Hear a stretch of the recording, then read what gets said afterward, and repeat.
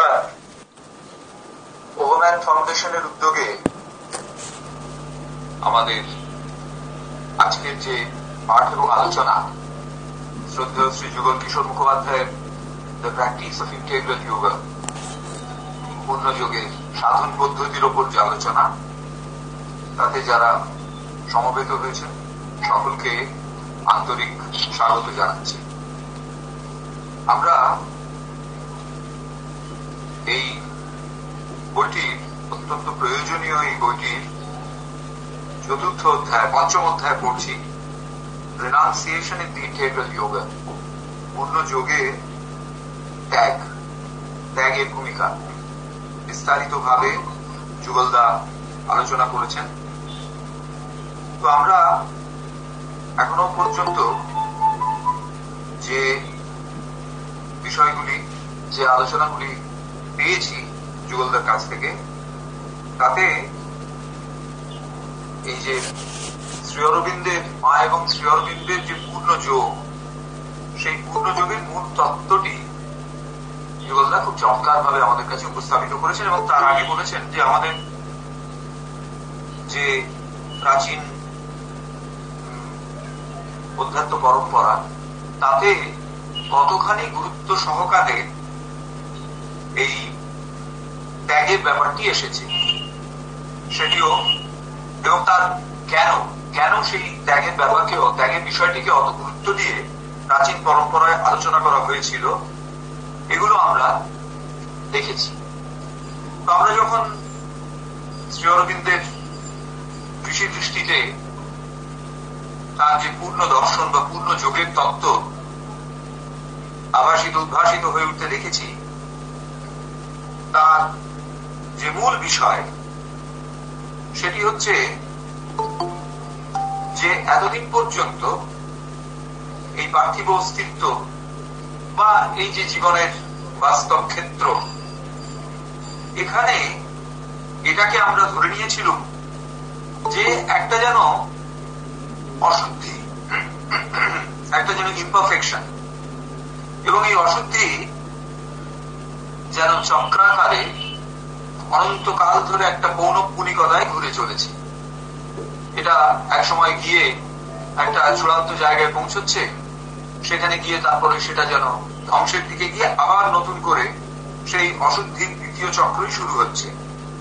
শ্রী অরবিন্দ প্রথম আমাদের দেখিয়েছেন যে এটি হচ্ছে আসলে একটা ক্রমিক উদ্ধায়ন, যেন একটা বিসর্পিল পথে ক্রমশ উঠে চলেছে চেতনা, এবং এই যে পাক খেতে খেতে উঠে চলা, প্রত্যেকটি পাকের ভেতর দিয়ে কিছুটা করে অগ্রগামিতা যেন হচ্ছে, এবং মহাপ্রকৃতি এই পথ পেয়ে একটু একটু করে এগিয়ে চলেছে। সুতরাং প্রথম যে বিষয়টি আমাদের প্রাচীন যে পরম্পরা, তার থেকে শ্রী অরবিন্দ আমাদের একটা নতুন কথা যেটা বললেন, সেটা হচ্ছে যে মানব জীবন যেরকম অশুদ্ধ এবং দোষযুক্ত ছিল এখনো তাই, সেটা নয়। এটি হচ্ছে জগৎ বা জীবনের থেকে শুদ্ধি বা ভ্রান্তি থেকে মুক্তির অসম্ভাব্যতা, এটা কখনোই নয়। আসলে আমরা যুক্ত রয়েছি একটা অনন্ত প্রবাহের সঙ্গে, একটা আনইন্টারাপ্টেড ফ্লো, অনন্ত প্রবাহ একটি চলেছে, তার সঙ্গে আমরা যুক্ত। এই প্রবাহের অভিমুখটা কি? এটা হচ্ছে ক্রমশ এটি বিকশিত হতে হতে চলেছে, ক্রম বিকাশোন্মুখ একটি প্রবাহ, চেতনার প্রবাহ যেন এগিয়ে চলেছে। এই যে ক্রমবিকাশোন্মুখ চেতনা প্রবাহ, এইটি হচ্ছে বিবর্তন বা এভলিউশনের মূল বিষয়। এই যাত্রা শুরু হয়েছিল, বা এই যাত্রাকে আমরা যখন দেখেছি, মানে আমরা যতটুকু দেখতে পেয়েছি, তাতে আমরা দেখেছি একসময় এই যাত্রা জড়ের চূড়ান্ত নিশ্চেতনার ভেতর দিয়ে প্রবাহিত হয়েছে, বর্তমানে প্রবাহিত হচ্ছে একটা ভীষণ জটিল বায়োফিজিক্যালিটি, মানে একটা জীব পার্থিবতার ভেতর দিয়ে, এবং তার মধ্যে নিরন্তর পরিবর্তন ঘটে চলেছে চলতে চলতে এই বিকাশের অগ্রগামিতার ধারাবাহিকতা পেয়ে আমরা পৌঁছেছি এখনো পর্যন্ত যে মানুষ মন চেতনা ঋদ্ধ মানুষের যে স্তর সেইখানে পৌঁছেছি। যেই মন চেতনা আমাদের সমগ্র চেতনার মধ্যে একটা ভীষণ রকম যেন বৈপ্লবিক ব্যাপার এনে দিল, তখনই আমাদের মনে হতে আরম্ভ হলো যে এই বোধহয় এভলিউশনের লাস্ট স্টেপ, চূড়ান্ত স্তরে আমরা পৌঁছে গেছি। কিন্তু যদি আমরা ওই ক্রমবিকাশের ধারাটিকে, বিবর্তনের ধারাটিকে অনুসরণ করবার চেষ্টা করি একেবারে প্রথম থেকে, তাহলে দেখব যে এখনো পর্যন্ত এই পর্যন্ত হয়তো আমরা পৌঁছেছি, কিন্তু এখানেই বিবর্তন থেমে যেতে পারে না। সুতরাং এমনটাই ভেবে নেওয়া একেবারেই সীমিত চেতনার সিদ্ধান্ত হবে যে এখানেই আমরা চূড়ান্ত জায়গায় পৌঁছলো। তার মানে আমরা একেও অতিক্রম করে যাব। আমরা এমন একটা চেতনাকেই এই সৃষ্টির সকল বিষয়ের বোধের জন্য কাজে লাগাচ্ছি, যে চেতনাটির ভেতরে আমাদের জীবনকে যেন একটু অস্বচ্ছ, একটু অজ্ঞানতা এবং দুঃখ কষ্টে পূর্ণ বলে বোধ হচ্ছে। কাজে এখানে দুটো জিনিস আছে। একদিকে আমরা দেখছি যে আমরা একটা বিশাল, মানে একটা অত্যন্ত প্রাগ্রসর জায়গায় এসে পৌঁছেছি, যাকে আমরা প্রায় চূড়ান্ত একটা শিখর বলে মনে করছি। মানব চেতনা মনের সাহায্যে, মন চেতনার সাহায্যে এখানে পৌঁছেছে। আবার একই সঙ্গে আমরা দেখছি এর ভেতরে অনেকগুলো অসুবিধে রয়েছে, অস্বচ্ছতা রয়েছে, অস্পষ্টতা রয়েছে, অজ্ঞানতা রয়েছে, দুঃখ কষ্ট রয়েছে ইত্যাদি। তো তাহলে এইরকম দুরকম ভাব নিয়ে আমরা যেন মানুষের এই মন চেতনাকে দেখছি।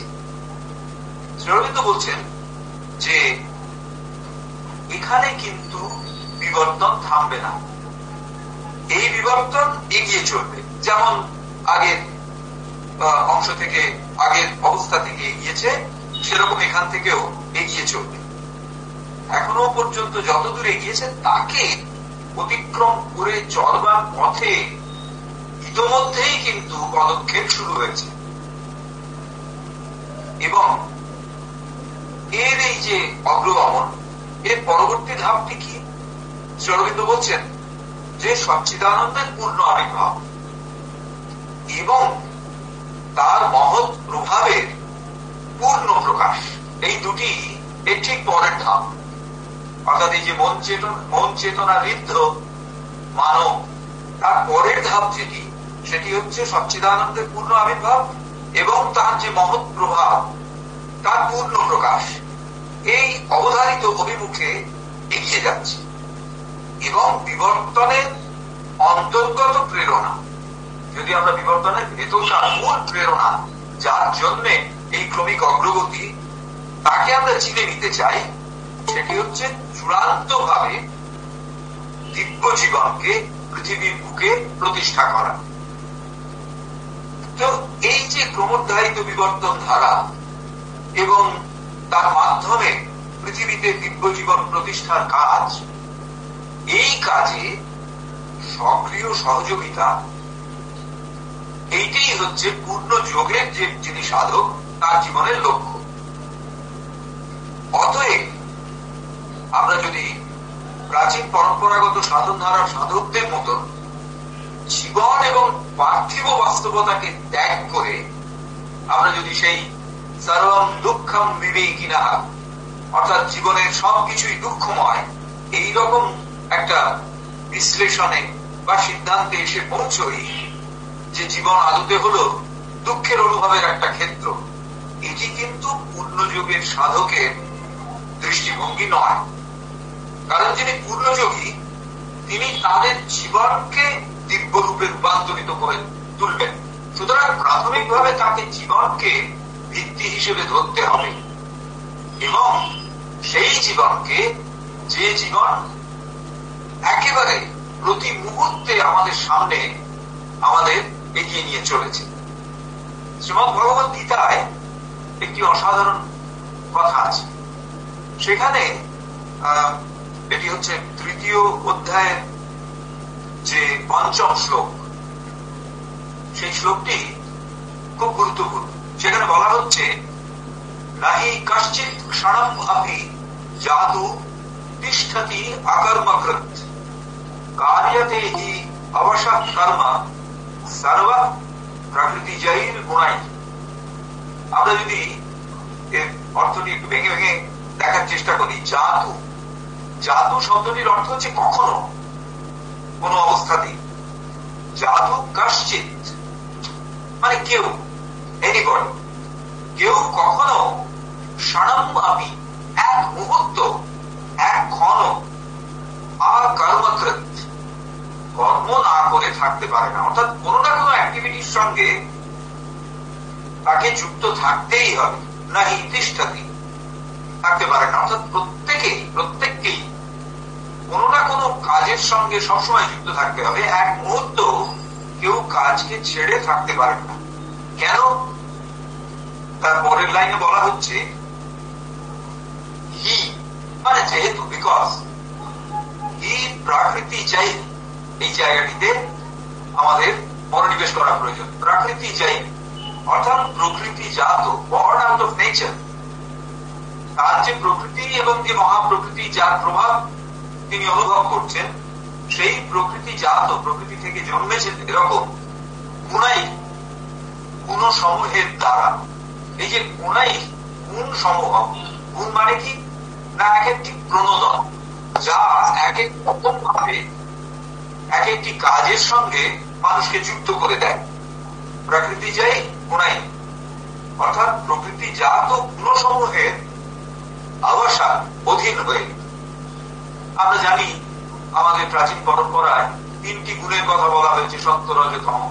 এই যে 3টি গুণ, এই 3টি গুণ 3 ভাবে আমাদের অ্যাক্টিভিটি বা কাজের সঙ্গে যুক্ত রাখে, কোনো না কোনো কাজের সঙ্গে যুক্ত রাখে। তো এই যে 3 রকম গুণের কোনো কোনোটির প্রভাবে, কোনো কোনোটির অধীনে থেকে কোনো না কোনো কাজকে সর্ব কর্ম কার্যতে, সকলেই কার্য করতে বাধ্য হয়। তো এই যে অংশটি, অর্থাৎ কেউ কাজ না করে এক মুহূর্ত থাকতে পারে না, এবং সকলেই এই প্রকৃতিজাত গুণের দ্বারা কাজ করতে বাধ্য হন। এইটি থেকে খুব পরিষ্কার বোঝা যাচ্ছে যে এই যে পৃথিবী, এই যে আমাদের পার্থিব জীবন, যে জীবনকে পূর্ণযোগী হিসেবে আমরা আমাদের সাধনার মূল ক্ষেত্র হিসেবে গ্রহণ করেছি, সেখানে আমাদের কাজ করে যেতেই হবে। অতএব তাকে সর্বং দুঃখং বিবেকিনঃ এই সিদ্ধান্তে ত্যাগ করে দেওয়া এটি একেবারেই সম্ভব না। এই জীবনে ভগবানকে প্রতিষ্ঠা করতে হবে। কিন্তু মুশকিল হলো এই কথা বলে ফেললুম, শ্রী অরবিন্দের কাছ থেকে শুনে লিখে ফেললুম, এই কাজটা করা খুব সহজ। কিন্তু জীবনে এই কাজটা কিভাবে করব, সব থেকে কঠিন সেইখানে। কারণ এই কাজ সম্পাদনের ক্ষেত্রে সব থেকে জোরালো হয়ে দাঁড়ায় কি যে বিষয়টি, সেটি যুগলদা বলছেন যে সব থেকে জোরালো বাধা হচ্ছে আমাদের অপরিবর্তিত নিম্ন প্রকৃতির ক্রমিক আকর্ষণ। আমাদের এই যে মানসিক প্রকৃতি, হিউম্যান নেচার, তার যে একেবারে নিম্নতম জায়গাটি, নিশ্চেতনার জায়গা, সেইটি ক্রমশ আমাদের যেন নিচের দিকে টানছে। নিচের দিকে মানে আমরা যদি ওপর নিচে এরকম ভাগ করে নিই, যে চেতনার ক্রমিক উন্মুক্তি এবং চেতনার ক্রমিক অন্ধকারের দিকে যাওয়া বা বদ্ধতার দিকে, আবদ্ধতার দিকে যাওয়া, সেই রকম আবদ্ধতার দিকে আমাদের নিম্ন প্রকৃতি একটা অমোঘ আকর্ষণ বজায় রেখেছে। এবং রেখেছে বলেই ওই কাজকে আমরা বলছি বটে যে এই জীবনকেই আমরা রূপান্তরিত করে তুলবো, কিন্তু সেটি করে উঠতে পারছি না। ক্রমিক নিম্নাভিমুখী আকর্ষণ আমাদের সব থেকে বড় বাধা হয়ে দাঁড়াচ্ছে। এর কারণ হলো আমরা প্রকৃতি বলতে যে বিষয়টিকে বা আমাদের অস্তিত্ব বলতে যে বিষয়টিকে সব থেকে বেশি গুরুত্ব দিই, সেই বিষয়টি হচ্ছে আমাদের এই জড় সত্তা। এবং জড় সত্তার সব থেকে বড় বৈশিষ্ট্য হলো যে এর ভেতরে ওই তিনটি গুণের ভেতর তামসিকতা সব থেকে বেশি। এবং তামসিকতা মানেই যা ছিল তাকে ধরে রাখা, নতুন কিছুর দিকে একেবারেই যাওয়া নয়। সুতরাং আমরা ক্রমশ আমাদের অস্তিত্বের একটা দিক থেকে নিম্নাভিমুখী আকর্ষণ অনুভব করছি। আবার এদিকে আমাদের ভেতরে কনস্ট্যান্টলি যেভাবেই হোক না কেন আমাদের এই চেতনা থেকে উদ্ধারিত চেতনায় যাবার একটা প্রণোদনা থাকছে। এই যে দুটো পরস্পর বিরোধী টান, এই দুটো আমাদের ভেতরে একটা অশান্তি জাগিয়ে রেখেছে। সেই জন্যে যদিও আমরা বলছি যে এই জীবনটাই হচ্ছে রূপান্তরের, এই জীবনটাই হচ্ছে সাধনার ক্ষেত্র, কিন্তু আমরা সেটা কিছুতেই করে উঠতে পারছি না। মা বলেছেন যে আমাদের এই সাধনাটি হলো একটি অধ্যাত্ম অভিযান, স্পিরিচুয়াল অ্যাডভেঞ্চার। তো আমাদের এই স্পিরিচুয়াল অ্যাডভেঞ্চারে যদি আমরা সফল হতে চাই, তাহলে এই নিম্নাভিমুখী আকর্ষণকে আমাদের নেগোশিয়েট করতে হবে, একে বাদ দিলে চলবে না, এর মুখোমুখি হতে হবে এবং একে উপযুক্ত মূল্য দিয়ে বিচার করতে হবে। তো এই যে উপযুক্ত মূল্য দিয়ে একে বিচার করা এবং অবশেষে নিম্নাভিমুখীনতা থেকে বেরিয়ে আসা, সেইটির ক্ষেত্রে দুটো বিষয়। অধ্যাত্ম জগতে এই মূল্যকে দুটি ভাবে দেখা হয়েছে, একটা হচ্ছে ডিসপ্যাশন, একটা হচ্ছে renunciation. Dispassion and renunciation. Dispassion মানে হচ্ছে বৈরাগ্য, আর রিনাউন্সিয়েশন মানে ত্যাগ।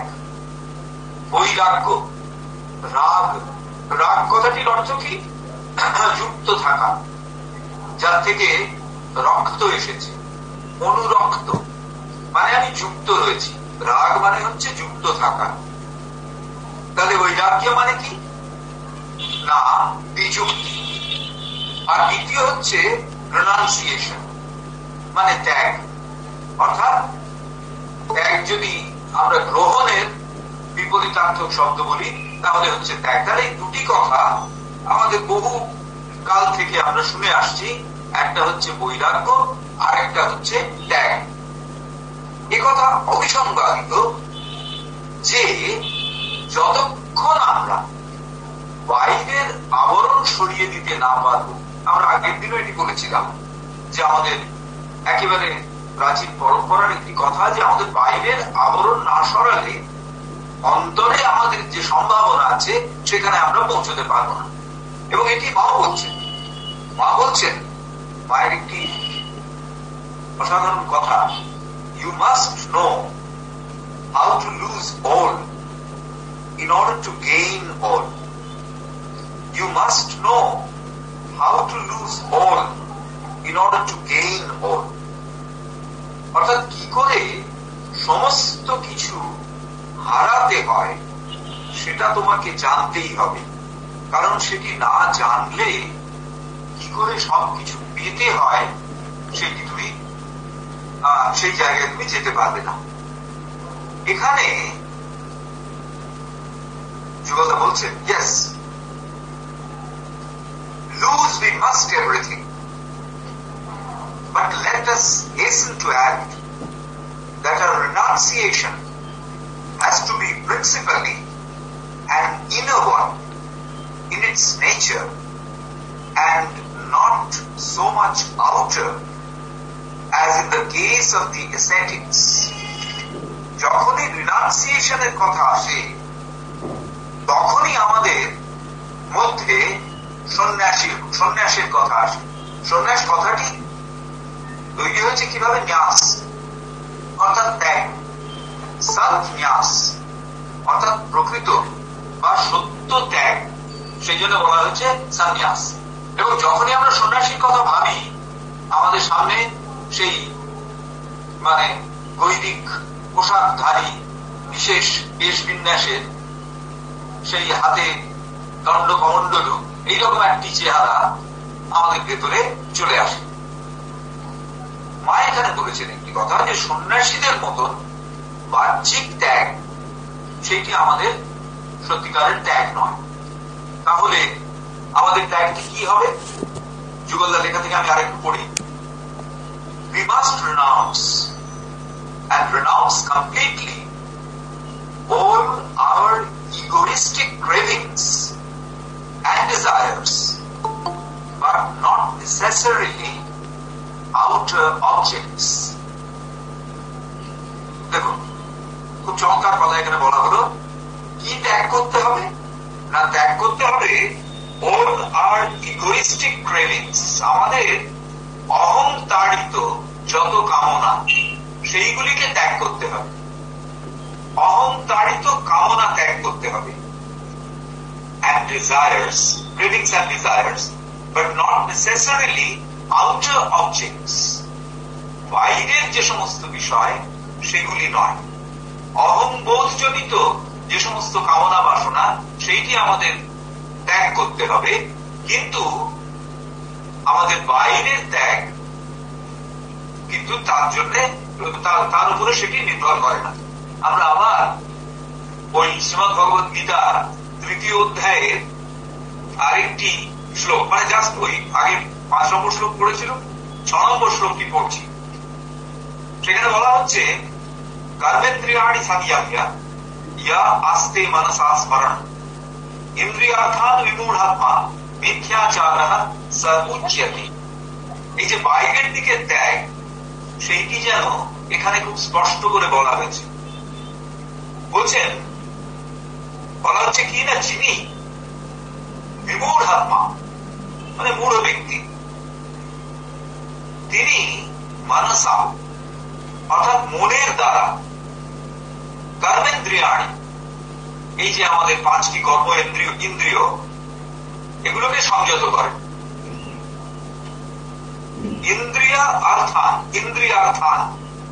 ইন্দ্রিয়ার্থান অর্থাৎ ইন্দ্রিয়ের বিষয় সকল, ইন্দ্রিয় সংশ্লিষ্ট যে বিষয় সকল সেগুলি স্মরণ করে যিনি অবস্থান করেন। অর্থাৎ এখানে তার ভেতরে একটা ডুয়ালিটি রয়েছে। তিনি বাইরের দিক থেকে কর্মেন্দ্রিয়ের যে কাজ সেগুলিকে তিনি সরিয়ে দিয়েছেন, কিন্তু ইন্দ্রিয়ার্থান স্মরণ আসতে অর্থাৎ ইন্দ্রিয়ের দ্বারা তিনি সেই সমস্ত বিষয়ের সঙ্গে যুক্ত অবস্থায় অবস্থান করছেন। সৎ মিথ্যাচার উচ্যতে, সেই ব্যক্তিকে বলা হয় তিনি মিথ্যাচারী। এই যে কথাটি যুগলদা এখানে বললেন, যেন সেটি ওখানে বলা হয়েছে। বলছেন, we must renounce and renounce completely all our egoistic cravings and desires. যুগলদা বলছেন, আমাদের ভেতরে যে ইগোইস্টিক কামনা বাসনা, অহংতাড়িত কামনা বাসনা, সেইটি ত্যাগ করতে হবে। তার জন্য নট নেসেসারিলি আউটার অবজেক্টস, বাইরের যে সমস্ত বিষয় সেগুলি ত্যাগ না করলেও চলবে। একটা ছোট্ট উদাহরণ দিই, আমার ব্যক্তি জীবনের উদাহরণ। অনেক বছর আগে আমরা একবার ঘটনাচক্রে এক সন্ন্যাসীর সঙ্গে এক জায়গায় ঘুরতে ঘুরতে এক শিব মন্দিরে গিয়ে পৌঁছেছিল। তো সেই শিব মন্দির একটুখানি জনবিরল জায়গাতে, এবং সেটি এই আমাদের যে ভূমিতল থেকে খানিকটা নিচে একটু নেমে যেতে হয় সেখানে। তো একদম জনবিরল জায়গা, সেখানে আমরা নেমে যাচ্ছি এবং তার ওখান দিয়ে একটা ছোট্ট নদী বয়ে যাচ্ছে। সেই নদীর একটি মানে নদীর ধারার একটি অংশ সেটি ওই শিবলিঙ্গকে যেন নিষিক্ত করতে করতে চলেছে, অর্থাৎ তার উপর দিয়ে মানে টক টক করে জল সেই শিবলিঙ্গের উপরে পড়ছে, এরকম বড় চমৎকার সেই জায়গা। তো সেখানে আমরা গিয়ে বেশ অনেকক্ষণ বসেছিলাম, বেশ নির্জন জায়গা। এবারে আমরা যখন উঠে আসছি সেখান থেকে, তখন হঠাৎ দেখি কেউ একজন ডাকছে। তো এটি হচ্ছে মধ্যপ্রদেশের একটি জায়গা। তো আমরা তাকিয়ে দেখি যে এক শীর্ণকায় সন্ন্যাসী ওই মন্দিরের এক কোণে রয়েছেন, তিনি আমাদের ডাকছেন। তো আমরা গিয়ে দাঁড়িয়েছি। তো যেহেতু আমাদের সঙ্গে আরেকজন সন্ন্যাসী ছিলেন, সুতরাং তাকেই মূলত তিনি ডাকছিলেন। তো আমরা গিয়ে দাঁড়াতে এই আমাদের সঙ্গে যে সন্ন্যাসী ছিলেন তিনি প্রণাম করলেন তাকে, যেরকম ওদের ভেতরে সেই সম্ভাষণের রীতি আছে সেইভাবে সম্ভাষণ করলেন। তিনি প্রত্যুত্তর দিলেন। দেওয়ার পরে একটি চমৎকার সুশোভন ঝুড়ি, সেই ঝুড়ির মধ্যে অনেক রকম ফল আছে, সেইটি এই আমাদের সঙ্গে যে সন্ন্যাসী গিয়েছিলেন তাকে ওইখানকার যে সন্ন্যাসী তিনি তুলে দিলেন। তো আমরা দেখলাম ভালো করে যে ওই যে সন্ন্যাসী ওখানে রয়েছেন তিনি একেবারে প্রায় কিছুই তার নেই, কোন রকমের একটা কম্বলের উপরে শুয়ে আছেন এবং চারপাশে সামান্যই কিছু জিনিসপত্র তার রয়েছে। তিনি ওইটি এই সন্ন্যাসীর হাতে তুলে দিলেন। খুব সুদৃশ্য এবং বেশ বড় সড়ো একটি ঝুড়ি। বোঝা গেল যে ওই মন্দির অন্য কেউ হয়তো দর্শন করতে এসেছিলেন, তারা ওইভাবে ওকে দিয়ে গেছে। তো এই আমাদের সঙ্গে যে সন্ন্যাসী তার সঙ্গে আমরা ওটি নিয়ে উঠে আসছি ওপরে। এবার ওপরে উঠে আসার পরে আমরা যখন খানিকটা এগিয়ে এসে আমাদের যেখান থেকে আমরা আবার গাড়িতে উঠবো সেই জায়গার কাছাকাছি এসেছি, তখন সেখানে কতগুলো বাচ্চা ছেলে, ছোট ছোট ছেলে, তারা ওই পয়সা চাইবার জন্য, মানে স্থানীয় অত্যন্ত দরিদ্র পরিবারেরই হবে তারা, তারা কোন রকমে জীবন ধারণ করে, তারা এসে আমাদের কাছ থেকে পয়সা চাইছে। তো এই মহারাজ আমাদের সঙ্গে যিনি ছিলেন তিনি এই ঝুড়িটিকে ওই ওদের দিয়ে দিলেন, দিয়ে বললেন বাঁট লে লিজিয়ে। তো তারপর দিয়ে আমরা উঠে পড়লাম, আবার উঠে পড়ে চলে আসছি। তো আমি ভাবছিলাম আস্তে আস্তে যে এই যে চমৎকার বহুমূল্য ফলের যে ঝুড়ি সেইটি উনি যে পেলেন সেটি সঙ্গে সঙ্গে উনি আবার দিয়ে দিলেন। অর্থাৎ ওই যে অহংতাড়িত কামনা বাসনা অন্তর থেকে ত্যাগ না হলে এইভাবে অনায়াসে অক্লেশে ওইরকম দিয়ে দেওয়া যায় না। আমার মনে হচ্ছিল যে এইরকম, আমি আস্তে আস্তে ভাবছিলাম এরকম একটা গিফট যদি আমি পেতাম, আমি কি ওরকম অবলীলায় কেউ একজন চাইলো সঙ্গে সঙ্গে তাকে দিয়ে দিতে পারতাম? সেটা হয়তো পারতাম না। তো সেই রকম এরকম আমরা আমাদের মায়ের জীবন যদি দেখি সেখানেও আমরা ঠিক এইভাবে দেখব, মানে এই আন্তর যে ত্যাগ সেইটি, ওই অহংত্যাগ অন্তর থেকে মায়ের ভেতরেও সেইটি একেবারে পূর্ণ মাত্রায়। কারণ মাই যে আশ্রমের গঠনের সময় কি অসম্ভব ত্যাগ স্বীকার করেছেন মা। মাকে এক সময় শাড়ি সেলাই করে পড়তে হয়েছে, এরকম পোশাক সেলাই করে পড়তে হয়েছে এরকম, অথচ তিনি তো মানে অত সম্পদের অধিকারিণী ছিলেন। সুতরাং বলছেন যে egoistic cravings and desires but not necessarily outer objects. For true and effective renunciation is always a renunciation of consciousness. এটি একেবারে স্বর্ণাক্ষরে লিখে রাখার মতো কথা যুগলদা বলছেন। For true and effective renunciation is always a renunciation in consciousness. সত্যিকারের এবং কার্যকরী ত্যাগ যদি হয় সেটি হচ্ছে চেতনার দিক থেকে ত্যাগ, renunciation in consciousness. A mere external renunciation cannot deliver the goods. বাইরের ত্যাগ সেটি কোনোভাবেই কিছু দিতে পারে না। Spiritually speaking, renunciation is equivalent to detachment and desirelessness. Detachment and desirelessness. নিরাসক্তি এবং কামনা ত্যাগ, কামনা রাহিত্য, কামনা বিবিক্তি, এই দুটো বিষয় মূল। একদিকে নিরাসক্তি, আসক্তি মানে আমি আমার যে স্মল সেলফ, আমার যে অহম, আমার যে ইগো সেলফ, তাকে বিষয়টির সঙ্গে অ্যাসোসিয়েট করছি, এটি হচ্ছে আসক্তি। আর যখন সেইটিকে আমি বিষয় থেকে, আমি আমার সেলফ থেকে বাদ দিচ্ছি, তখন সেইটি হচ্ছে নিরাসক্তি। বলা হচ্ছে যে একজন মানুষের কাছে একটা অবজেক্ট এসেছে, এইবারে একটা অবজেক্ট একজন মানুষ চাইছেন, তিনি কিভাবে চাইছেন তার উপরে নির্ভর করছে সেই মানুষটি সেই অবজেক্ট বা সেই বিষয়টির সঙ্গে আসক্ত কিনা।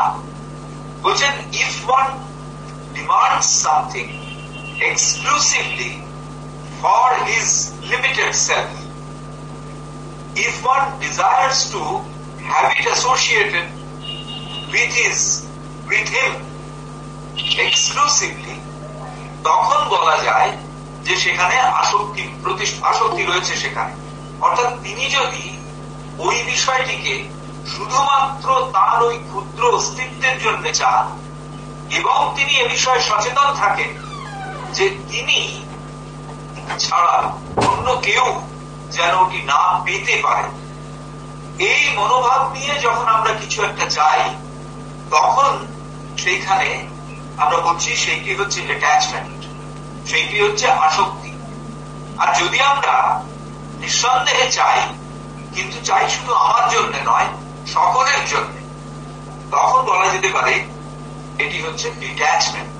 অর্থাৎ আমার এই চাওয়ার ভেতরে এক্সক্লুসিভলি তাকে নিজের করে পাওয়ার বিষয়টি নেই। অর্থাৎ নিজের করে পাওয়া বলতে আর কেউ যেন না পায়, ওটি যেন শুধু আমারই থাকে এরকম যেন না হয়। তো সেই জন্য প্রথম শর্ত হচ্ছে ডিট্যাচমেন্ট, এবং এই ডিট্যাচমেন্ট থেকেই আসে ডিজায়ারলেসনেস। যে মুহূর্তে আমি চাইব তর কিছুর জন্যে, বা আমার চাওয়াটা এই ক্ষুদ্রতর অস্তিত্বের সঙ্গে অ্যাসোসিয়েটেড থাকবে না, তখনই সেটা হয়ে দাঁড়াবে ডিজায়ারলেসনেস, অর্থাৎ কামনা রাহিত্য বা কামনাহীনতা, কামনা শূন্যতা। If that is secured, an outer renunciation becomes ocious. And if that is not acquired, no amount of external renunciation will help the sadhak to take even a single step on the path of advancement of the spiritual consciousness.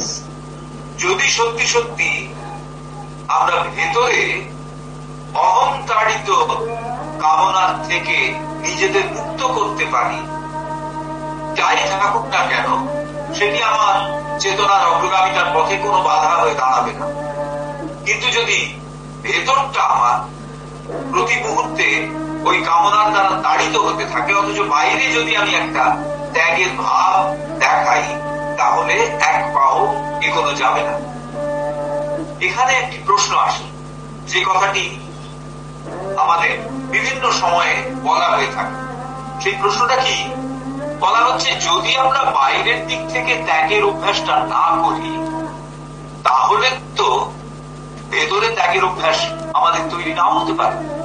অর্থাৎ বাইরের দিকের অভ্যাসটা যদি থাকে, তাহলে সেটি আমাদের আন্তর্ত্যাগকে খানিকটা যেন এগিয়ে নিয়ে যাওয়ার সহায়তা করতে পারে।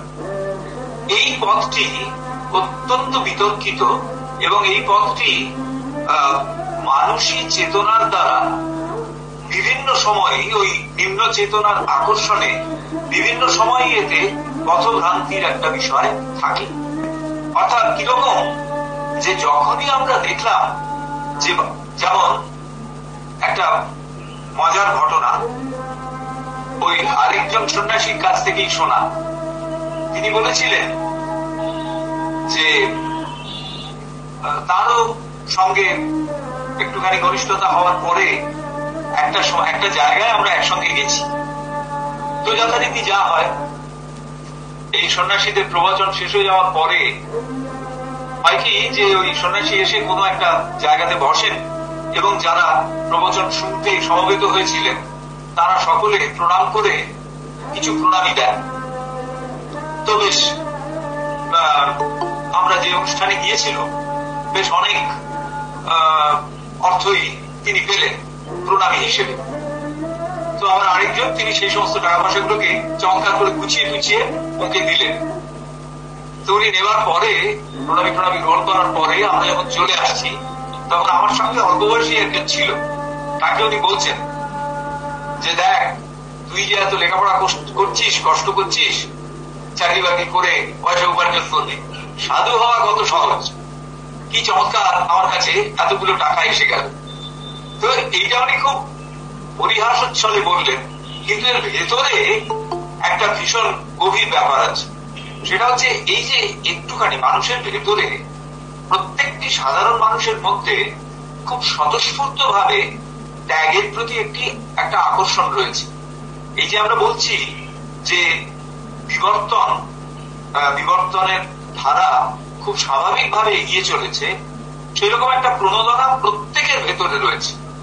কিন্তু যেহেতু বাইরের প্রভাবটা সেই আন্তর্ত্যাগের প্রণোদনাকে ভীষণভাবে ঢেকে রাখছে, সেই জন্য সবসময় নিজের জীবনে সেটা তিনি করে উঠতে পারেন না।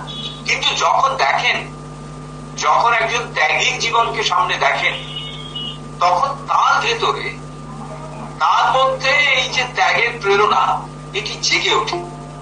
বাট দ্যাট পারসন, সেই যে সংসারী মানুষ, আমাদের মতো মানুষ, তিনি সেটাকে ট্রান্সলেট করেন, তিনি সেটাকে নিজের মতন করে ব্যাখ্যা করে নেন।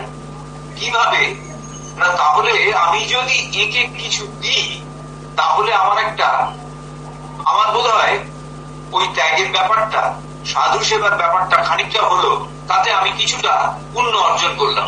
এখানে একটা কম্প্রোমাইজ তিনি করে নেন। অর্থাৎ আমি তো নিজের জীবনে এই ব্যাপারটাকে ফলিয়ে তুলতে পারছি না, অতএব আমি যাকে দেখছি তাকে যদি কিছু দিই, তাহলে ওই পরকালের কিছু একটা কাজ হলো। এরকম একটা কম্প্রোমাইজ নিজের মধ্যে করে নেন। এটি হচ্ছে যিনি সেই ত্যাগী মানুষটির সংস্রবে আসছেন, তাকে দেখে তার ভেতরে এইরকম একটা রিয়াকশন হচ্ছে। আর ওই যে ত্যাগী মানুষটি, এই যে আমরা বলছি যে ত্যাগের একটা অভ্যাসের ভেতর দিয়ে থাকতে থাকতে ক্রমশ অন্তরের যে কথাটা একটু আগে আমরা বলছিলাম, যে অন্তর থেকে যে ত্যাগের বিষয়, সেইটি আস্তে আস্তে তৈরি হবে। তার মনে হয় যে এই তো বেশ, বাইরে থেকে লোককে আমাকে ত্যাগী বলে দেখছে, অথচ আমার কোনো অসুবিধা হচ্ছে না। এই যে তার দিক থেকে এই যে কম্প্রোমাইজ, এইটা তাকে অগ্রগামিতার পথে ভীষণভাবে বাধা দেয়। সেই জন্যে ওই যে সহজ পথ, যে বাইরের দিক থেকে একটা ত্যাগের বিষয়ের সঙ্গে যুক্ত থাকা, সেইটি আমাদের ক্ষেত্রে সেরকম ভাবে কাজ করে না, যদি না আমরা ভেতর থেকে একটা খুব জোরালো সিদ্ধান্ত নিই।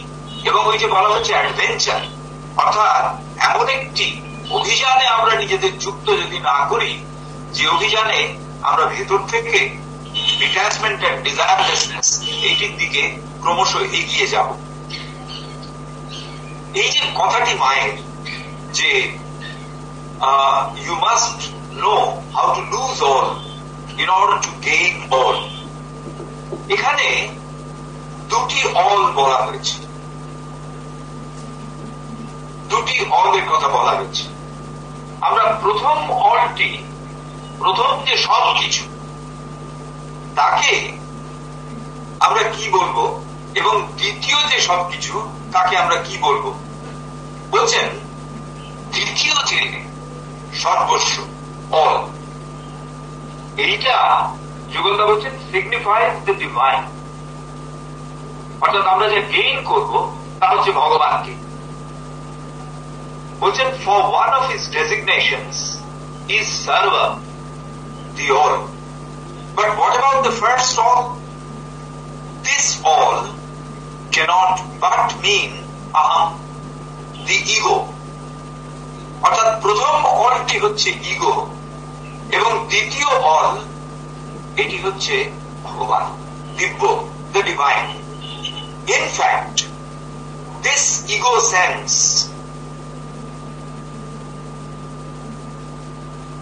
vasana and asakti, desire and attachment, বলছেন এই যে ফার্স্ট অল, যাকে ইগো বলা হচ্ছে, ইগোর দুটো প্রজেনি রয়েছে, দুটো বিষয় ইগোর থেকে আমরা পাই। এক নম্বর বাসনা এবং দু নম্বর আসক্তি।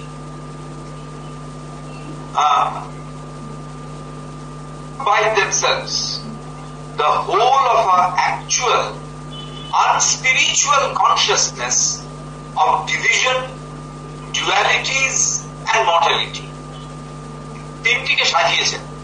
প্রথম হচ্ছে ডিভিশন। কেন ডিভিশন? না, যখন আমার ভেতরে বাসনা জাগলো, তখন আমি পেতে চাইল।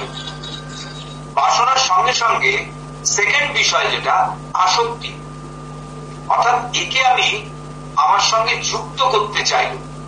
এই যে দুটো ঘটনা ঘটলো, একটা আমি চাইছি, দ্বিতীয়টা হচ্ছে যা চাইছি তা এক্সক্লুসিভলি আমার সঙ্গে যুক্ত হোক, এইটি চাইছি। আসক্তি, এই দুটি যখন হলো তখন আমার ভেতরে একটা বিভাজন তৈরি হল। কিরকম বিভাজন?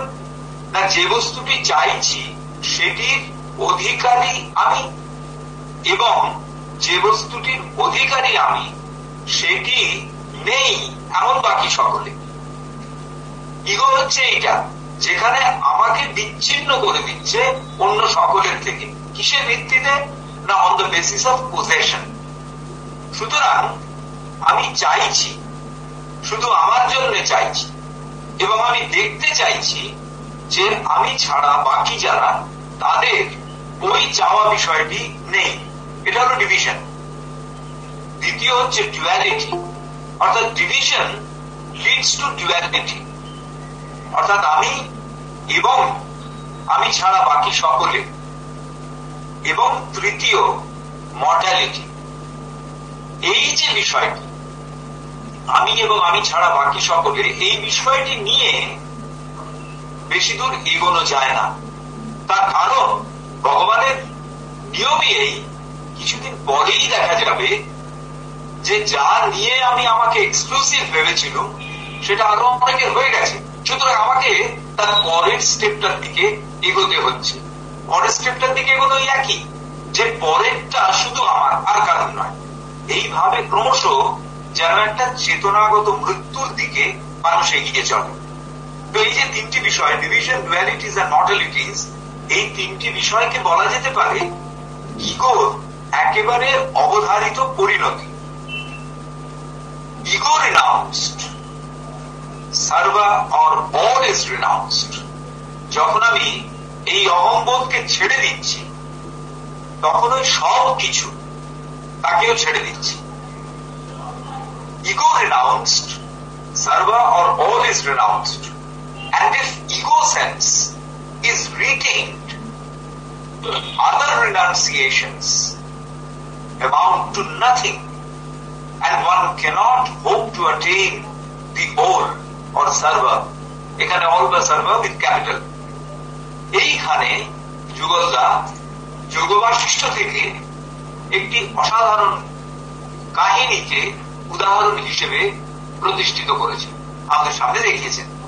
বলছেন, দেবগুরু বৃহস্পতির পুত্র কচ, তিনি ঠিক করলেন যে তিনি কঠোর সন্ন্যাসের ভেতর দিয়ে ভগবানকে পাবেন।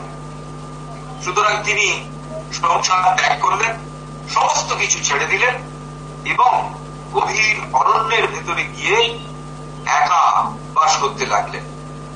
একদম একা, বাইরের কারোর সঙ্গে সংযোগ নেই, সামান্যতম ব্যক্তিগত পজিশন বলে কিছু নেই, একেবারে একা ভেতরে গিয়ে রয়েছেন। কোন ক্রমে ক্ষুণ্ণিবৃত্তি করে সর্বক্ষণ ভগবানের কথা ভাবছেন, একা সেইখানে গিয়ে রয়েছেন। 8 বছর কেটে গেছে, কিন্তু তিনি দেখলেন যে এই দীর্ঘ 8 বছরে ওই রকম কঠোর এবং অনন্তব্রত তপস্যার পরেও ভগবান লাভ তার ঘটল না। কিছুতেই সত্যিকারের কিছু পেলেন না। তখন তিনি ভাবছেন যে তাহলে কি হলো, এতদিন কি আমার এই সাধনা এ কি বৃথা হলো? এইসব ভাবছেন। ভাবতে ভাবতে হঠাৎ দেখলেন যে একদিন তার পিতা বৃহস্পতি তিনি ওই অরণ্যে প্রবেশ করেছেন এবং তিনি কচের সামনে এসে দাঁড়িয়েছেন। সেই শীর্ণকায় তপক্লিষ্ট চেহারায় কচ উঠে দাঁড়িয়েছেন জোর হাতে। উঠে দাঁড়িয়ে বলছেন যে আমি সর্বস্ব ত্যাগ করেছি এবং অবশেষে আমার যে 2টি সম্বল ছিল এবং একটি দণ্ড, সে দুটিও ছেড়ে দিয়েছি। কিন্তু কি হলো আমার এ পিতা? আমি তো কিছুই পেলুম না। এই যে ভয়ঙ্কর তপস্যা, এই যে কঠিন তপস্যা, এর মধ্যে তো আমি, এর ভেতর দিয়ে তো আমি কিছুই পেলুম না। তপস্যা ত্যাগ করলুম, কিছুই পেলুম না। তখন তার উত্তরে বৃহস্পতি তাকে বলছেন যে হে পুত্র, তুমি চেয়েছিলে, কি করতে চেয়েছিলে না সর্বস্ব ত্যাগ করতে চেয়েছিলে। অর্থাৎ তোমার যা কিছু অধিকারে ছিল সে সমস্ত ত্যাগ করতে চেয়েছিলে।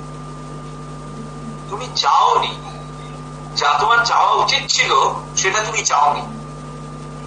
কি চাওয়া উচিত ছিল, কি চাওনি? তোমার সর্বত্যাগ চাওয়া উচিত ছিল, করতে চাওয়া উচিত ছিল, সেইটি তুমি চাওনি। দেখুন কি চমৎকার। একটি হচ্ছে সর্বস্ব ত্যাগ, অর্থাৎ যা আমার আছে আমি সেগুলো ত্যাগ করতে চাইছি। আরেকটি হচ্ছে সর্বত্যাগ, অর্থাৎ যা কিছু সব ত্যাগ করতে চাইছি। প্রথম ক্ষেত্রে সর্বস্ব মানে হচ্ছে যা যা আমি ত্যাগ করতে চাইছি তাই তাই আমার সঙ্গে রিলেটেড, অর্থাৎ আমি আমার অহংবোধের দ্বারা সেই বিষয়গুলির সম্পর্ক নিরূপিত করেছি, করে আমি সেগুলি ত্যাগ করছি। আর সর্বত্যাগ মানে আমার সঙ্গে সম্পর্ক ব্যতিরেকে যা কিছু আছে সে সব আমি ছাড়তে চাইছি। সুতরাং এই যে অল অ্যান্ড অল, একটি অল হচ্ছে উইথ স্মল এ, আরেকটি অল হচ্ছে উইথ ক্যাপিটাল এ, এই দুটির পার্থক্য এইভাবে নিরূপিত হয়েছে। বলছেন true renunciation is always a renouncement in the heart of the seeker. যিনি সাধক তার হৃদয়ে সেই ত্যাগটি যখন হয় তখনই an external renunciation, even if it is entire, cannot be equated with sarvatyaga, the renunciation of all. Hence a mere relinquishment of house or property or even the body cannot procure to the aspirant any spiritual benefit worth the name. বলছেন যদি বাইরের দিক থেকে যা যা ত্যাগ করা হচ্ছে সত্যিকারের ত্যাগ সেটি কখনোই হতে পারে না।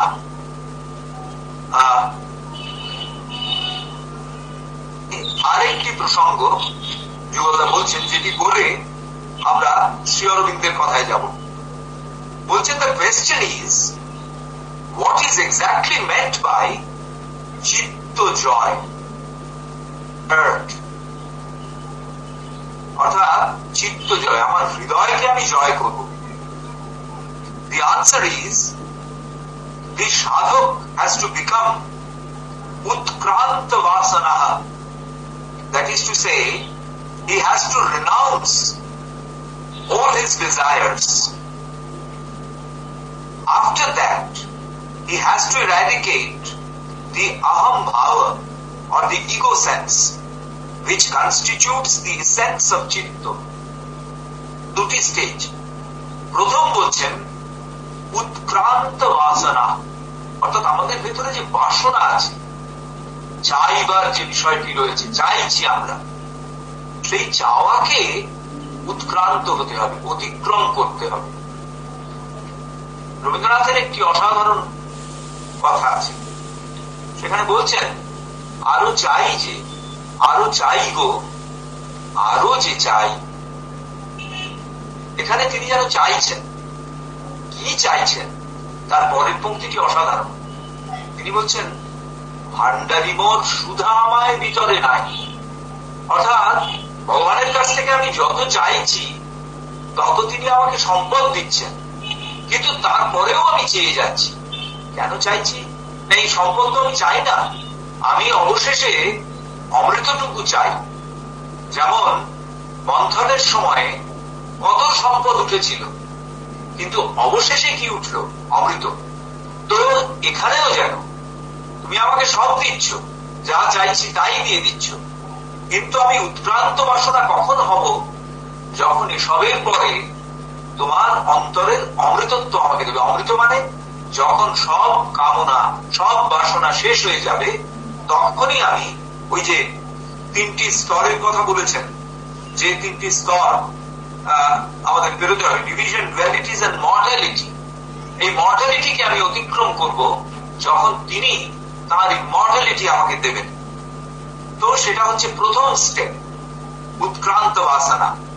আর দ্বিতীয় স্টেপটি কি হবে? যখনই আমি এই উৎক্রান্ত বাসনা হব তখনই অহম ভাব অর্থাৎ egoistic sense, ego sense that has to be that will get eradicated, সেটি সম্পূর্ণরূপে অপসারিত হবে।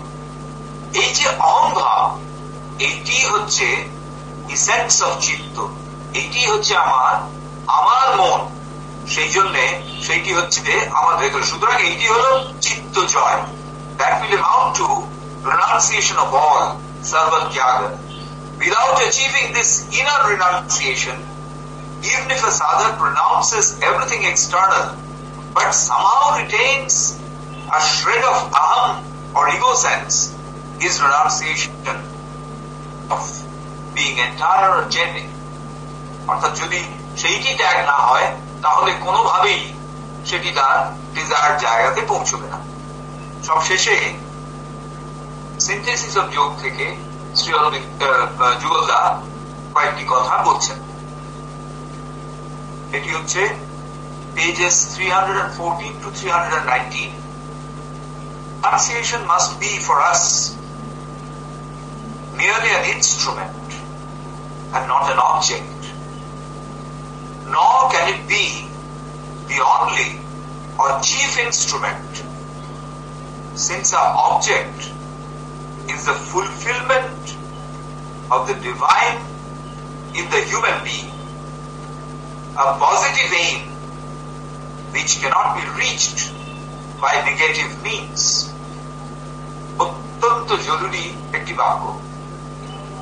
বলছেন আমাদের কাছে ত্যাগ হলো একটি যন্ত্র, এটি আমাদের অবজেক্ট নয়, লক্ষ্য নয়, এটিকেই আমরা চাইছি না, শুধুমাত্র ত্যাগকেই আমরা চাই না, ত্যাগের ভেতর দিয়ে আমরা পৌঁছতে চাই।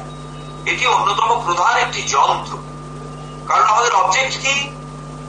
Fulfilment of the divine in the human being, মানুষীয় অস্তিত্বের ভেতরে দিব্য পূর্ণতা, ভগবানকে এই মানুষীয় অস্তিত্বের মধ্যে পরিপূর্ণ রূপে উপলব্ধি করা, এইটি হচ্ছে আমাদের লক্ষ্য। এবং এই লক্ষ্যে যেতে গেলে কোন নেগেটিভ মিনস আমাদের সেখানে নিয়ে যেতে পারে না। The negative means can only be for the removal of that which stands in the way of the positive fulfillment. Negative মিনসটি কেন দরকার? না যাতে আমরা সদর্থক পরিপূর্ণতার দিকে এগিয়ে যেতে পারি তার সহায়ক হিসেবে। তার সহায়ক না হলে, তার সহায়তা না পেলে আমরা এগিয়ে যেতে পারবো না। সেই জন্য বলছেন যে negative means can only be for the removal of that which stands in the way of positive fulfillment. It must be a renunciation, a complete renunciation of all that is other than and opposed to the divine self-fulfillment, and a progressive renunciation of all that is lesser or only a partial achievement. অর্থাৎ কি কি ত্যাগ করব? একদিকে হচ্ছে যে এই আত্মপরিপূর্ণতার ক্ষেত্রে যে জিনিসগুলো আমাদের প্রতিবন্ধক হয়ে দাঁড়াচ্ছে, এবং এই প্রোগ্রেসিভ রিনাউন্সিয়েশনের ক্ষেত্রে যেগুলোকে আমরা লেসার অর পার্শিয়াল অ্যাচিভমেন্ট বলে মনে করছি, সেইগুলোকে ত্যাগ করা। অর্থাৎ এখানে দুটো নেগেটিভিটি, ত্যাগ যেমন নেগেটিভিটি, তেমনি এই ত্যাগ নামক নেগেটিভিটি দিয়ে আমরা কাকে নিগেট করছি? না ইমপারফেক্ট অর পার্শিয়াল অ্যাচিভমেন্টকে নিগেট করছি। এই যেন কাঁটা দিয়ে কাঁটা তোলার মতো। সেই জন্যে আমরা ব্যবহার করছি ত্যাগকে মাত্র। Again, our renunciation must obviously be an inward renunciation, especially and above all, a renunciation of attachment and the craving of desire in the senses and the hurt, of self-will in the thought and action, and of egoism in the center of consciousness. তিনটি লেভেলে। প্রথম বলছেন যে এই যে inward renunciation, আন্তর্ত্যাগ, এর তিনটি লেভেলের কথা বলছেন। ফার্স্ট লেভেল কি না, a renunciation of attachment and craving of the desire in the senses of the heart. হৃদয়ানুভবের ক্ষেত্রে ওই আসক্তি এবং কামনা এটি ত্যাগ। চিন্তা এবং কর্মের ক্ষেত্রে কি ত্যাগ করতে হবে? সেলফ উইল, অর্থাৎ আমার ব্যক্তিগত ইচ্ছা, এবং egoism at the centre of consciousness, চেতনার কেন্দ্রে অহংবোধ। এই তিনটি স্তরে আমরা তিনটি বিষয়কে ত্যাগ করব। প্রথম আমাদের কাছে আসে হৃদয়ের অনুভব। এই হৃদয়ের অনুভবটা আমাদের কাছে বেশিরভাগ সময় আসে কিভাবে না, আবেগের ভাব। হৃদয়ানুভব আমাদের কাছে একটা আবেগের মধ্যে দিয়ে এসে পৌঁছয়। আবেগের মূলে একটা শুদ্ধ প্রেরণা আছে, কিন্তু তা যখন শেষ পর্যন্ত ম্যানিফেস্টেড হয় তখন সেটা আরো অনেক কিছুর সঙ্গে মিলেমিশে আমাদের ভেতরে হয়ে দাঁড়ায় অ্যাটাচমেন্ট এন্ড ক্রেভিং। আমার ভেতরে একটা শুদ্ধ আবেগে আমি একজনকে ভালোবাসি, কিন্তু ক্রমশ সেই ভালোবাসার ম্যানিফেস্টেশনটা এমন একটা পজেসিভ চেহারা নেয় যে তাকে যদি আর কেউ ভালোবাসে তখন আমার মনে হয় যে এটা বোধহয় ঠিক হচ্ছে না, ও বোধহয় আমার কাছ থেকে আমার ভালোবাসার আকর্ষণটা বোধহয় ওর কাছে কমে গেছে। সুতরাং এইটা হচ্ছে প্রথম হৃদয়ানুভব। দ্বিতীয় বলছেন self will in the area of thought and action. চিন্তা এবং কর্মের ক্ষেত্রে আমার ইচ্ছা এইটির ভেতর দিয়ে যে কাজ হলো, যদি সেটা সার্থক হয় তখন আমার ভেতরে একটা বিরাট সাকসেস কাজ করে, কিন্তু যদি সেটা ব্যর্থ হয় তখন মনে হয় একই, আমি এত ভেবে চিন্তে কাজটা করলাম অথচ কাজটা হলো না। এই যে আমার ব্যক্তি ইচ্ছার উপরে আমার যে একটা ওভার রিলায়েন্স, এইটা ত্যাগ। এবং তৃতীয় হচ্ছে চেতনার কেন্দ্রস্থিত অহংবোধ, যা ওই প্রতি মুহূর্তে খণ্ড ক্ষুদ্র অস্তিত্বের সঙ্গে বিষয়কে যুক্ত করছে। এই তিনটে হচ্ছে তিনটি গ্রন্থির মতো, যেগুলি আমাদের নিম্ন প্রকৃতিকে মুক্ত করতে গেলে এগুলির বিশেষ প্রয়োজন আছে। Therefore, attachment and desire must be utterly cast out.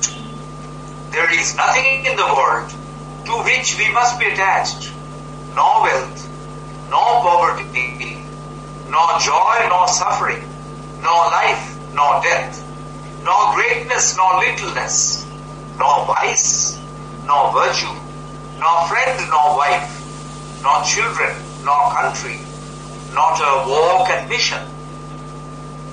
একেবারে সেই শঙ্করাচার্যের না তাহাতো না মাতা, সেই মানে ইয়ের মতো, স্তোত্রের মতো। তারপরে আরেকটি গুরুত্বপূর্ণ জায়গা, the criteria of renunciation is within. It is to have the soul free from craving and attachment, but free from attachment to inaction, as well as from egoistic impulse to action, free from attachment to the forms of virtue, as well as from the attraction, to sin. It is to be rid of I-ness and my-ness, so as to live in oneself and act in the oneself. দেখুন এখানে বলা হচ্ছে the criteria of renunciation, এই যে ত্যাগ, এর মূল বিষয়টি কি, মূল ক্রাইটেরিয়াটি কি? বলছেন to have a soul free from craving and attachment, আমরা আগে পেয়েছি আসক্তি এবং কামনার থেকে মুক্ত, but free from the attachment to inaction, as well as from egoistic impulse to action. শুধু যে ক্রেভিং এন্ড অ্যাটাচমেন্ট থেকে মুক্তি তা নয়, এমনকি ইনঅ্যাকশন, জড়তা, অকর্মণ্যতা, তার থেকেও মুক্তি। আবার আমরা কি ভাবি যে যখনই ইনঅ্যাকশন থেকে মুক্তি, তার মানে আমরা অ্যাকশন বা কর্মধারার মধ্যে গিয়ে পড়ব। সেই কর্মধারা কিরকম হতে হবে? That should not be under the influence of any egoistic impulse. সেই কর্মধারা যেন কোনো অহংবোধ তাড়িত না হয়। খুব কঠিন জায়গা। বলছেন যে we should be free from inaction. That means we should accept action as the means of our progress, কিন্তু সেটি যেন ওই ইগোইস্টিক ইম্পালসের দ্বারা প্রণোদিত কোনো কাজ না হয়। সুতরাং এটা আইনেস অ্যান্ড মাইনেস, নিতান্ত আমার কেন্দ্রিকতা, অহং কেন্দ্রিকতা থেকে সরে গিয়ে হবে কি one self and act in one self, সেই অভিন্ন অখণ্ড সত্তার সঙ্গে যুক্ত হবে। সবশেষে যুগলদা Mother's commentary on Shri Aurobindo's thoughts and aphorisms এ দুটি জায়গা উল্লেখ করেছেন। এই দুটি পড়েই আমরা আমাদের এই আলোচনা শেষ করব। No, the solution is to act only under the divine impulsion, to speak only under the divine impulsion, to eat only under the divine impulsion. That is the difficult thing, because naturally you immediately confuse the divine impulsion with your personal impulses. বলছেন প্রত্যেকটি কাজ, কথা বলা, এমনকি খাদ্য গ্রহণ সমস্তই দিব্য প্রেরণার দ্বারা করতে হবে। কিন্তু সবচেয়ে কঠিন ব্যাপার হলো পার্সোনাল ইম্পালসের সঙ্গে ডিভাইন ইম্পালশন গুলিয়ে ফেলি আমরা। I suppose this was the idea of all apostles of renunciation, to eliminate everything coming from outside or from below, so that if something from above should manifest, one would be in a condition to receive it. From the individual point of view, it is possible, but then one must keep intact the aspiration to receive the true impulsion, not the aspiration for complete liberation and the aspiration for active identification with the Supreme. That is to say, to will only as He wills, to do only as He wants, to exist by and Him alone. এখানে বলছেন মা যে এই কারণেই ওই যে বাহ্য ত্যাগ, যা কিছু বাইরে থেকে আসছে সেইটা ত্যাগ করতে বোধহয় এই কারণেই বলা হয়েছিল, যাতে ঊর্ধ্ব থেকে যা আসছে তা গ্রহণ করার জন্য আমাদের ভেতরে সেই গ্রহিষ্ণুতাটা থাকে। যদি আমরা কনস্ট্যান্টলি বাইরের বিষয়কে গ্রহণ করতে থাকি, তাহলে ঊর্ধ্ব থেকে এসে পড়া যে করুণা, সেটি গ্রহণের দিকে আমাদের নজর থাকবে না, হয়তো সেই জন্যেই। তারপর বলছেন ব্যক্তিগত দিক থেকে দেখতে গেলে one must keep intact the aspiration to receive true impulsion. সত্যিকারের যে ইম্পালশন, সত্যিকারের যে কর্ম প্রণোদনা, সেইটি প্রতি আমাদের মনস্ক থাকতে হবে। সবশেষে বলছেন all these things are means, stages, steps, but true freedom is to be free from everything, including means. বলছেন সবই হচ্ছে উপায়, কিন্তু সত্যিকারের যে উন্মুক্তি, সেই উন্মুক্তি হলো এমনকি এই উপায় থেকে উন্মুক্তি। তখন এই সব ছেড়ে সেই এক অখণ্ড এবং বিস্তৃত চেতনার জগতে আমাদের প্রবেশ। তো এই হলো রিনাউন্সিয়েশন ইন ইন্টিগ্রাল যোগা। আজকে আমরা এখানেই থামছি। এর পরের দিন অন ওপেনিং অ্যান্ড রিসেপটিভিটি, এইটি থেকে আমরা শুরু করব, উন্মুক্তি এবং গ্রহিষ্ণুতা। তো আজকে এখানেই শেষ করছি। যারা আমাদের সঙ্গে ছিলেন তাদের সকলকে আন্তরিক ধন্যবাদ এবং শুভেচ্ছা জানাচ্ছি। যদি কারো